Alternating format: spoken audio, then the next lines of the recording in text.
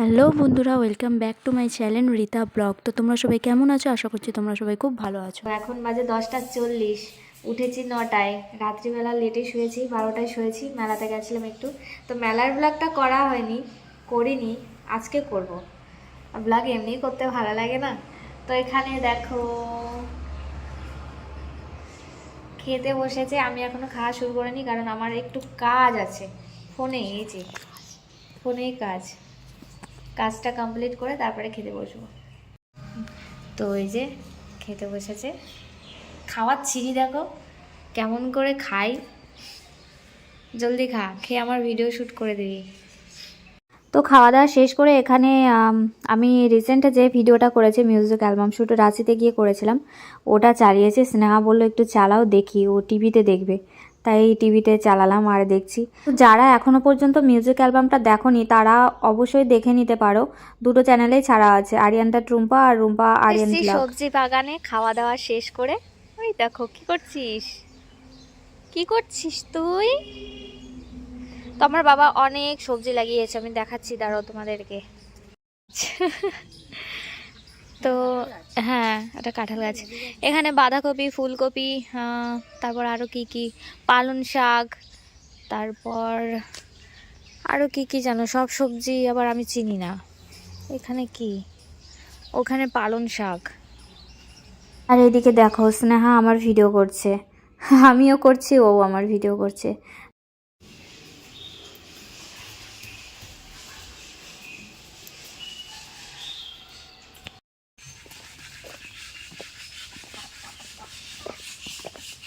এগুলো আমাদের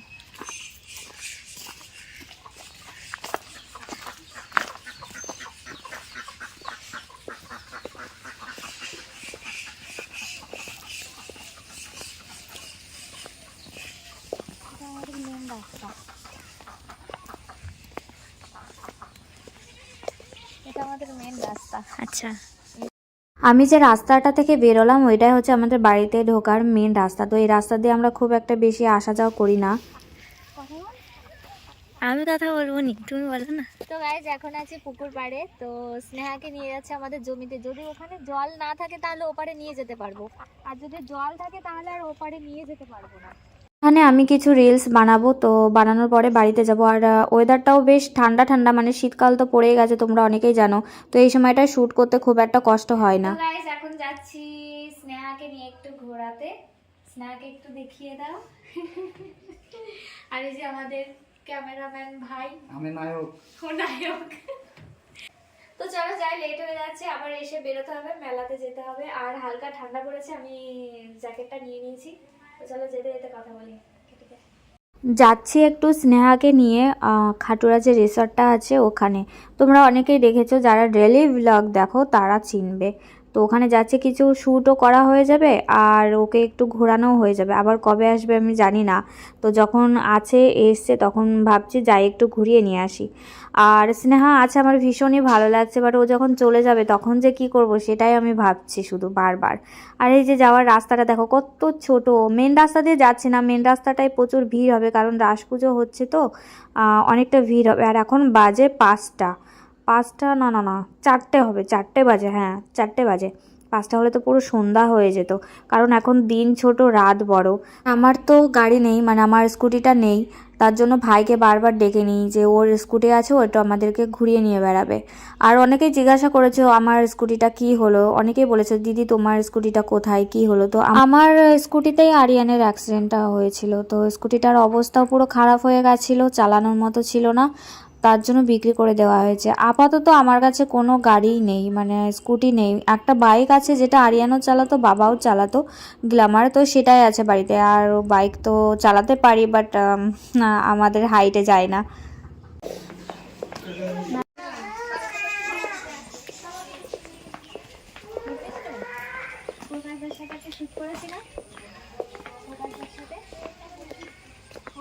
হ্যাঁ হ্যাঁ, সে তো ওখানে করেছিল, এখানেও করেছিল।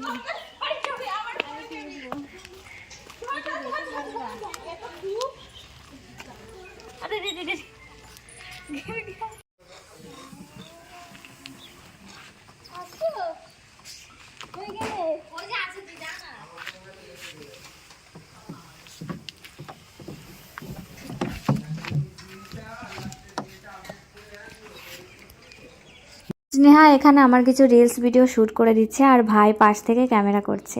স্নেহা ক্যামেরাগুলো খুব সুন্দর করে দেয়। আমার বেশিরভাগ ভিডিও মানে বাইরে যেগুলো করি, বাইরে ঘুরতে যাওয়ার ভিডিও, সেইগুলো কিন্তু স্নেহাই সব ভিডিও করে দেয়। রিলসগুলো ওই তুলে দেয় আর কি, ভীষণ ভালো তোলে। তো জায়গাটা দেখো তোমরা, অনেক সুন্দর লাগছে জায়গাটা, ভীষণই ভালো লাগছে। বাট আফসোস এটাই যে আমার বাড়ির কাছে রেসর্টটা, বাট রেসর্টে এসে না একদিন আমি থেকেছি, না এই সুইমিং পুলে আমি স্নান করেছি। তো ভাবছি নেক্সট টাইম যখন আসবো এখানে আমি থাকবো। কি ভিডিও করছিস? তুই তোর অ্যাকশন দিয়ে আট না। একটা স্লোমো করতে হবে। বাবা জলের দিকে তাকালে মাথা ঘুরছে। আমার একটা স্লোমো তুলে দে।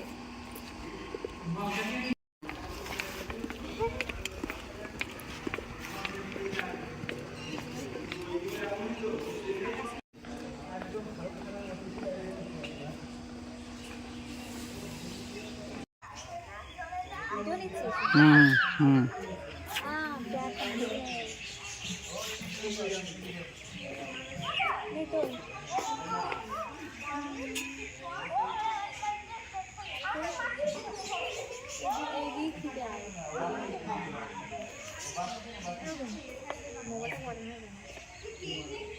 এই না কি করবি, তুই বার করবে কি করে মোবাইলটা? এই রিলস ভিডিওগুলো তোমরা দেখে নিয়েছো এতক্ষণে, কারণ ইউটিউবে আমি অনেক আগেই ছেড়ে দিয়েছি, আর ইনস্টাতে এখনও ছাড়া হয়নি, অবশ্য পরে ছাড়বো। তো সন্ধ্যা হয়ে আসছে, আমাদেরকে বেরোতে হবে এবার।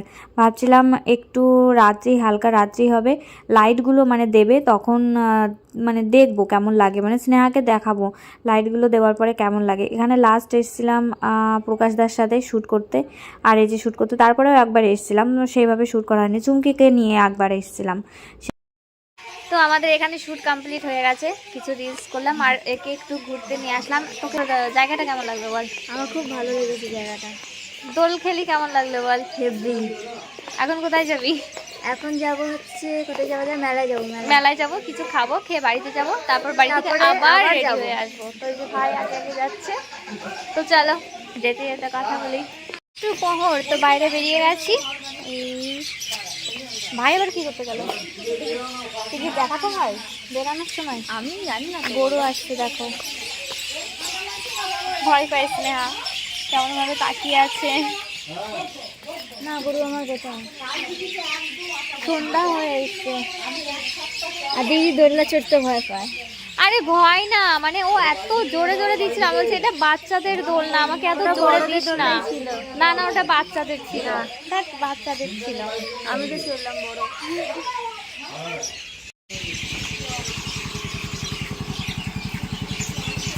রিসর্টটা খুবই ভালো, ভেতর থেকে বাইরে থেকে খুবই ভালো, বাট যে জায়গাটা হয়েছে জায়গাটা একদমই বাজে, জঘন্য, রাস্তা ছোট, আর এখানে গরু ছাগল, মানে রাস্তা পার হওয়া যায় না, এত বাজে জায়গাটা। তো চলো এখন যাব মেলাতে, সন্ধ্যা প্রায় হয়েই এসে। বলতে বলতে মেলাতে পৌঁছে গেছি, আর যাচ্ছি এখন ফুচকার দিকে, ফুচকা খাবো। আর এখন দেখো মেলাটা পুরো ফাঁকা, যারা মানে ভিড় ভাট্টা ছাড়া ঘুরতে চাও তারা এই সন্ধ্যা 6টার দিকে চলে আসবে, একদমই ভিড় নেই, পুরো ফাঁকা, ইচ্ছা মতো জিনিসপত্র কিনতে পারবে, ঘুরতে পারবে, খেতে পারবে, আর খুব সুন্দরভাবে দেখতে পারবে। এটা আমার ভীষণ পছন্দ হয়েছে, তো আমি এখন নেব। জিজ্ঞাসা করছি কত করে, তো দাম বলছে আমাকে 220 টাকা বললো, কারণ এখনও পর্যন্ত ইনি কিছু বিক্রি করেনি, তাই জন্য আমার কাছ থেকে একটু কম চাইলো, বাট দাম কিন্তু বেশিই চাইছিল একটু, 220 অনেকটাই, 20 টাকা ওর ছাড়লো না, বাপরে বাপ, এর জন্য আমি মেলা থেকে কিছু নিই না। বাড়িতে এসে জাস্ট ড্রেসটা চেঞ্জ করেছি, আর কিচ্ছু মানে মেকআপ রিমুভ করিনি, সেভাবেই আছি। তো এভাবেই ভাবছি যাব, সবাই রেডি হয়ে গেছে।